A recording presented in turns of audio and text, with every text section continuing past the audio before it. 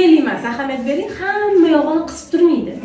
Mana bu rezinkasi bor, o'sha rezinkasini qattiq tortmaysiz, bo'shroq qilib qo'yasiz, mashinani o'ziga turadigan qilib, mana bemalol turish kerak. Faqat oyoqni tegini o'zini ochib turadi, muvozanat qilib beradi. To'g'riga tushundingizmi? Bu shina frek, har bir shinani oti bor.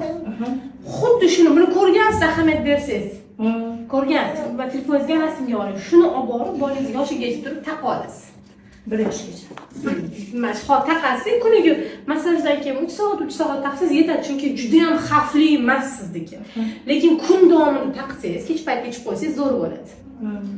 Bu butun oyog'ini mamnun qilib yig'ib siqib qo'ymaydi.